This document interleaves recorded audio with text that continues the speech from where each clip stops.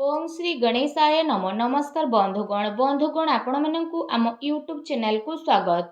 बंधुगण आजिर ए भिडियो रे आमे आपण मानकु कहबा पई जाउछु आगामी 3 दिनर स्थिति आपणकर किपरि रहिबो, केउ प्रकार ए आगामी 3 दिन को आपण प्लानिंग करिवे, ता सहित जदि आमे आपण मानकु कहबु केउ सब क्षेत्र रे आपणकु फायदा हेबो, केउ सब जिनिस रे आपणकु विशेष रूप रे सावधानता अवलंबन करबाकू पड़िबो, आपणकर लव लाइफ किपरि रहिबो, क्यारियर किपरि रहिबो, बिजनेस आ व्यापार किपरि रहिबो एवं ता सहित स्वास्थ्यर मध्य महत्वपूर्ण इनफॉरमेशन आमे आपण मानकु देबु।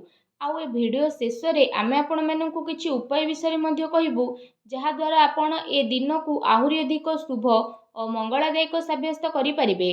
तेणु आगो को वीडियो आरंभ करबा पूर्व आमर आपण मानकु रिक्वेस्ट कि जदि आपण आमर ए चैनल ले नुआ आछंती तो चैनल को सब्सक्राइब करंतु एवं सांगरे नोटिफिकेशन बेल को मध्य ऑन करंतु, जहा द्वारा समय समय रे सो अपलोड हेउतबा नुआ नुआ वीडियो रो नोटिफिकेशन आपण को मिलिबो। आसंतु जानिबा किपरि रहइबो ए आगामी 3 दिन आपणक पई विशेष भाबरे। जदि आमे आपण मानकु विशेष रूप रे कहबु, सबुठारु प्रथमे कहबु कि कोन आपणक पई ए 3 दिन रे पॉजिटिव रहबा पई जाउछि। जदि कहबा तो फ्रेंड्स, ए दिन रे प्रकृति आपणकु भरपूर साथ प्रदान करिबो। कौनसी लाभदायक एवं महत्वपूर्ण समाचार मिलिबा कारणरू आपण निजे निजकु आत्मबल एवं भावनात्मक रूप रे बहुत अधिक सशक्त अनुभव करिवे। अटकी थिबा कार्य को पूरा करिबा पई मध्य आपण पूरा परिश्रम करिवे। ए दिन आपणक पई बहुत ही लाभदायक दिन साब्यस्त हेबाकू जाउछि। ए दिन रे कौनसी महत्वपूर्ण समाचार आपणको अवश्य मिलिबो। आर्थिक समस्या सुधुरिबो। अटकी थिबा कौनसी जमी बाड़ी संबंधित कार्य रे आपणको सफलता मिलिबार जोग मध्य बनुछि। एहा द्वारा पुराणा मित्रंको द्वारा साक्षात हेबा कारणरू मन बहुत प्रसन्न रहिबो। सुख सुविधा भली जिनिस को आपण किना किणी करिके निजर टाइम को स्पेंड करिवे। निजर प्रतिभा आ क्षमता को बुझंतु। यह द्वारा आपणको व्यक्तित्व रे आहुरी अधिक निखार देखिबाकू मिलिबो तथा समाज रे आपणकर छवि मध्य बढ़िबो। ए दिन आपणकर व्यस्तपूर्ण रहिबो, कामर अधिक बोझ रहिबो, किंतु सफलता मिलिबा द्वारा थकापण आपणको हेबो नाही एवं उत्साह मध्य आपणकर बनिकी रहिबो। घरे बंधु को आगमन द्वारा मौज मजलिस रे टाइम को स्पेंड करिवे। निजर योजना को सफल बनेकी रखिबा पई ए दिन आपणको पई बहुत ही उत्तम रहिबो।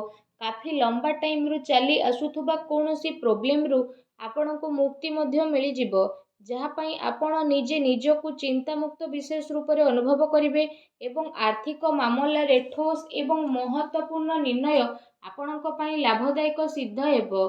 समस्तंकर चाल आपणक सपक्षरे रहइबो एवं एहार आपण भरपूर उपयोग मध्य करिवे। आपणक भितरे कार्य प्रणाली कारणरू आपण समस्तंक प्रशंसार मध्य पात्र होई जिवो, किंतु कौनसी भी कार्य बा योजना पूर्वरु रूपरेखा अवश्य बनंतु। एहा आपणक पई बहुत ही भल रहिबो। अनेक प्रकारर सफलता ए दिन रे आपणकु अवश्य ही प्राप्त हेबाकू जाउछि। ता सहित आसंतु जानिबा आपणक पई कोन ए दिन रे नेगेटिव रहिबो। निजर क्रोध एवं तरतर भली जेपरि स्वभाव रे आपण नियंत्रण रखंतु। कौनसी संबंधित बा पड़ोसी सहित वाद विवाद भली स्थिति आपणकर उत्पन्न हेबो। उचित हेबो कि निजर कार्य उपरे आपण ध्यान दियंतु। अन्यर अजथा कथा को नजर अंदाज करंतु। मन रे किछि भूल बुझामणा बा आशंका हेबार विशेष रूप रे संभावना रहिछि। निजर स्वभाव रे नियंत्रण रखंतु, कारण केबे केबे आपणकर क्रोधपूर्ण बाणी अन्य को आहत मध्य करि पारे। एहा सह संबंध रे मध्य आपणकर कटुता आसे। आय संसाधन रे आपणकर कमी आसीबो, किंतु खर्च मध्य आपणकर बढ़िबो। सेथिपाई निज बजेट अनुसार खर्च करंतु। किछि अस्वस्थता मध्य आपण अनुभव करिवे, किंतु आपणकर कॉन्फिडेंस आपणकु एक्टिव बनेकी रखिबो। एहा सहित जदि कहिबा अन्य कारणरू कौनसी प्रकारर धन हानि मध्य आपणकर होई पारे। भाई भौणी सहित निजर संबंध को खराब ना हेबाकू दियंतु नाही। एहा द्वारा अकारण रे ही आपणकर चिंता उत्पन्न हेबो। कौनसी प्रतिद्वंदी जलन भावना कारणरू आपणक पई किछि नकारात्मक वातावरण मध्य अनुभव हेबो एवं किछि कथा को नै लड़ाई झगड़ा मध्य आपणकर होई पारे, किंतु टिके सावधानता आपणको प्रॉब्लम रु मुक्त मध्य प्रदान करिवो। घर बड़ वृद्धंकर अवहेला आदु करंतु नाही।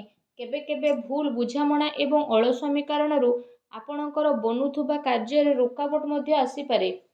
ଏହା ସହିତ ନିଜ ବିଚାରରେ ମଧ୍ୟ ସୁଧାରତା ଆଣନ୍ତୁ। ଏହା ଆପଣଙ୍କ ପାଇଁ ବହୁତ ହି ଭଲ ରହିବ। ଆସନ୍ତୁ ଜାଣିବା ଏ ଦିନରେ ଆପଣଙ୍କର ଲଭ୍ ଲାଇଫ୍ କିପରି ରହିବ। ବୈବାହିକ ଜୀବନରେ ସାମଞ୍ଜସ୍ୟ ଆପଣଙ୍କର ରହିବ। ମନୋରଞ୍ଜନ ସମ୍ବନ୍ଧିତ କାର୍ଯ୍ୟରେ ଆପଣ ଆପଣଙ୍କ ଟାଇମ୍ ସ୍ପେଣ୍ଡ କରିବାରୁ ପରିବାରରେ ହାସ ପରିହାସ ଏବଂ ଖୁସିର ମାହୋଲ ରହିବ। ପାରିବାରିକ ବାତାବରଣ ଆପଣଙ୍କର ସୁଖଦପୂର୍ଣ୍ଣ ରହିବ। ପ୍ରେମ ସମ୍ବନ୍ଧରେ ମଧ୍ୟ ପ୍ରଗାଢ଼ତା ଆସିବ। ରୋମାଣ୍ଟିକ ମାହୋଲ ରହିବ ଏବଂ ନିକଟ ସମ୍ବନ୍ଧରେ ଡିନରରେ ଯିବାର ପ୍ରୋଗ୍ରାମ ମଧ୍ୟ ଆପଣଙ୍କର ବନୁଅଛି। କାଫି ସମୟ ପରେ ଘରୁ ବାହାରିବା ଏବଂ ଲୋକଙ୍କ ସହ ମିଶିବା ଆପଣଙ୍କୁ ଖୁସି ଏବଂ ଶାନ୍ତି ପ୍ରଦାନ କରିବ। ପାରିବାରିକ ବାତାବରଣ ଖୁସି ଭରା ରହିବ। ଘରର ସମସ୍ତ ସଦସ୍ୟ ଜଣେ ଆଉ ଜଣଙ୍କ ସହିତ ଟାଇମକୁ ସ୍ପେଣ୍ଡ କରିବେ। ବାହାର ସମ୍ବନ୍ଧୀୟଙ୍କ ସହ ସାବଧାନ ରୁହନ୍ତୁ। ଏହାଦ୍ୱାରା ମାନହାନି ହେବାର ସମ୍ଭାବନା ରହିଛି। ପରିବାରର ଗତିବିଧି ଆପଣଙ୍କ ଉପରେ ଦେଖା ମଧ୍ୟ ଯିବ। କାହିଁକି ନା କାମର ବ୍ୟସ୍ତତା ପରେ ଆପଣ ପରିବାରକୁ ଟାଇମ୍ ଦେଇପାରିବେ ନାହିଁ। ସେଥିପାଇଁ ଆପଣ ସେମାନଙ୍କ ପାଇଁ କିଛି ଟାଇମ୍ ଅବଶ୍ୟ ବାହାର କରିକି ରଖନ୍ତୁ। ବୈବାହିକ ସମ୍ବନ୍ଧରେ କିଛି ସମୟରୁ ଚାଲି ଆସୁଥିବା ଟେନସନକୁ ଆପଣ ସୁଲଝେଇବାରେ ସଫଳ ପ୍ରଦାନ ହେବେ ଏବଂ ଘରର ବାତାବରଣ ପୁନଃ ସୁଖଦ ଏବଂ ମଧୁରପୂର୍ଣ୍ଣ ରହିବ।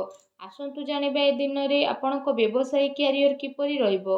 ଏ ଦିନରେ ବ୍ୟବସାୟରେ ପ୍ରଡକ୍ସନ ସମ୍ବନ୍ଧିତ କାର୍ଯ୍ୟରେ କମି ଆସିବା କାରଣରୁ ଚିନ୍ତା ରହିବ, କିନ୍ତୁ ଆପଣଙ୍କର ପେମେଣ୍ଟ ଆସିବା ଦ୍ୱାରା ଆର୍ଥିକ ସ୍ଥିତି ଆପଣଙ୍କର ମଜବୁତ ରହିବ।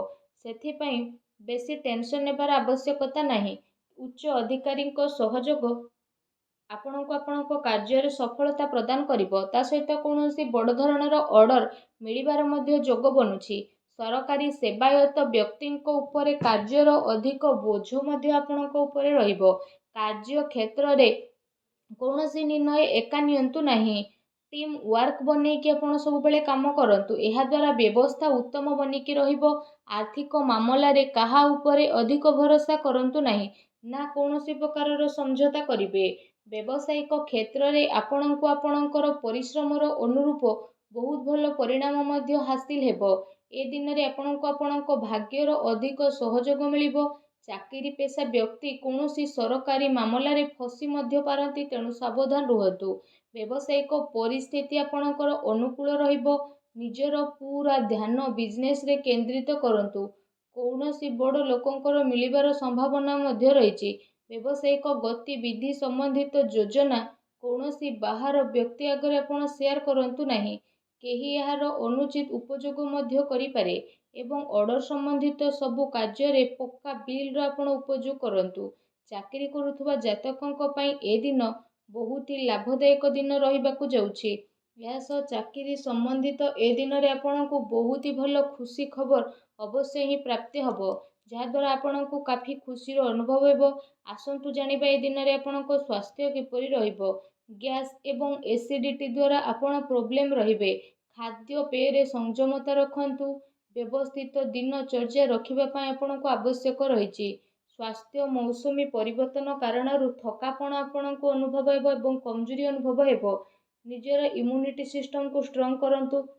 ତା ସହିତ ନିଜ ସ୍ୱାସ୍ଥ୍ୟକୁ ଆହୁରି ଅଧିକ ଭଲ ରଖିବା ପାଇଁ ଆପଣ ପ୍ରତ୍ୟେକ ଦିନ ଯୋଗ କରନ୍ତୁ, ବ୍ୟାୟାମ କରନ୍ତୁ ଏବଂ ସୁସ୍ଥ ରୁହନ୍ତୁ।